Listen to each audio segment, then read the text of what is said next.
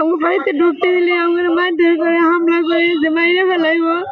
আমরা পোলাপানি 10টা দিন ধরে কি যায় কি না যায় আমরা মানুষের বাড়ি বাড়ি আশ্রয় নিয়ে আসছি। আমার ঘর দরজা কিচ্ছু নেই, সব কিছু লেছে ভাঙচুর করে। আমাদের বাড়িতে হামলা দিচ্ছে, মারধর করছে, আমাদের 2টা ঘর ভাঙচুর করে নিয়ে গেছে, একটা জিনিসপত্র নাই। আমার 4টে ছেলে নিয়ে 10 দিন ধরে বাড়ি ছাড়া। আমরা 10 দিন ধরে এখানকার বাড়ি বাড়ি আশ্রয় নিয়ে আসছি, থানাতে আশ্রয় নিয়েছিলাম, থানা থেকে কোনো সহযোগিতা করে না। ওইদের একদিন বাদে বাড়িতে হামলা চালাইছে নালো ফকির, আজা ফকির, হাবিজুর, সুজা ফকির, মাজেদ, জিয়াল হক, অবিরুল এলা হামলা চালায় আঙ্গরে মারধর করে ঘর দিয়ে সব ভাঙ্গি চুরি নিয়ে গেছে। আঙ্গরে থাকুনের কোনো ব্যবস্থা নেই। 4-5টা পোলাহান নিয়ে আমার ছেলেরা নিয়ে ঢেরে ঘুরি বেড়াতে আছে।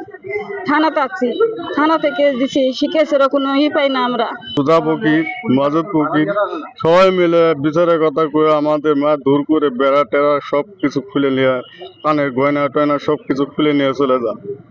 এরপরে আবার আমাদের বসানির জন্য গ্রাম এলাকায় বাসী বসানির জন্য কথা কয়ে এদের পরের দিন হামলা চালায়। আসামিও ধরতে পারে না, কিচ্ছু না।